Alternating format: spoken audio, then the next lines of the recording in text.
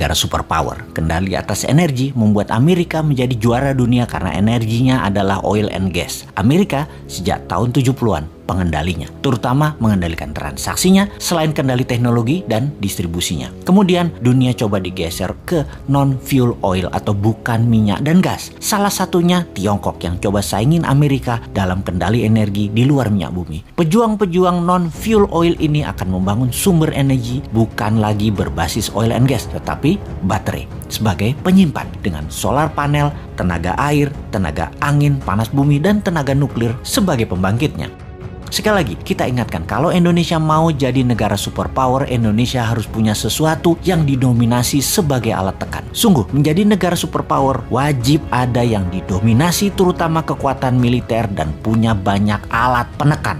Amerika itu militernya terkuat di dunia sebagai alat tekan, punya teroris sebagai alat tekan, lalu punya dolar sebagai alat tekan juga, punya hutang sebagai alat tekan juga, punya multilateral organisasi seperti PBB, IMF, dan lain sebagainya sebagai alat tekan juga. Kemudian tujuan New Mind bernegara adalah ingin membuat Indonesia menjadi negara superpower. Tujuan Old Mind bernegara adalah mengelola anggaran dan rebutan anggaran. Mek ngonoto, mentalnya yaitu cuman bisa rebutan anggaran, terus mau berkuasa lagi 2024 dan rakyatnya hebat lagi, masih terpesona sama Old Mind. Kok iso yo? Sungguh Old Mind ya Old Mind. Bahkan kalau nanti oposisi yang menang, tetap otaknya hanya membagi-bagi anggaran yang 1.700 triliun APBN doang. Itu aja yang direbutkan dan fulus itu dibagi-bagi geng Senayan dan geng pejabat kroni mereka nanti. Sekedar mengingat 1.700 triliun setahun anggaran negara atau senilai 130 billion dolar itu sama dengan 500 perusahaan yang ada di Forbes, alias ada 500 perusahaan di dunia ini yang omset per tahunnya atau nilainya lebih dari 130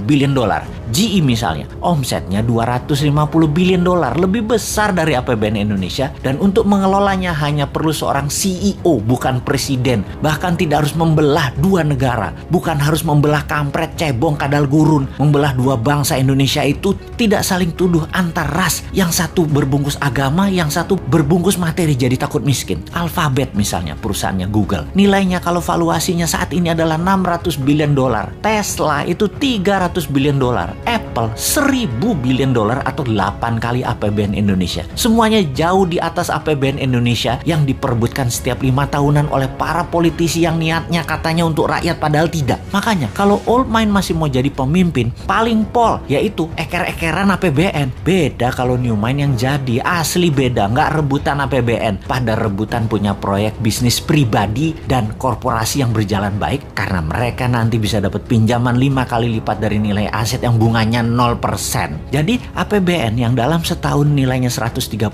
billion atau 1.700 triliun rupiah bisa naik ke 1.000 billion atau 15.000 triliun dengan gampang, tanpa injek kaki rakyat dengan pajak tinggi, tanpa utang IMF, tanpa jual nikel ke Tiongkok. Mengapa bisa? Karena kita tidak mengerjakan apa yang Old Mind lakukan, misalnya menjual nikel mentahan, tetapi nanti nikelnya jadi diolah baterai di Indonesia 100% terlebih dahulu. Finish produknya baterai, bukan nikel smelter. Indonesia jadi raja baterai beneran, bukan ingin jadi raja baterai. Bahkan mobil SMK nanti bertenaga baterai kalau mobil itu nanti muncul. Kalau sekarang kan masih dipingit, namanya juga Satrio Piningit, karena mobil SMK itu sekali lagi itu sesungguhnya Satrio Piningit itu aslinya yaitu.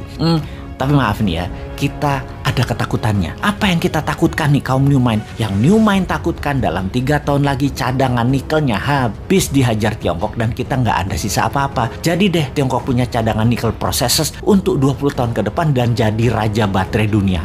Biar deh mimpi kita punya dan mengendalikan baterai. Duh, gemes banget bernegara ini Old Mind, Old Mind. Kok bisa ya pada nggak nyadar bahwa sumber daya alamnya dikerjain pejabat di puncak, bahkan pucuk pimpinan pun nggak sadar dikerjain anak buahnya. Padahal kan tahu untuk jadi negara superpower kita harus ada yang kita dominasi, yaitu dominasi kita harusnya kuasai baterai sebagai komoditas juga sebagai alat tekan. Lah kok Tiongkok yang punya bahan baku dan yang mengendalikannya. Tapi sudahlah, kita cuma bisa menjerit. Ampun Gusti.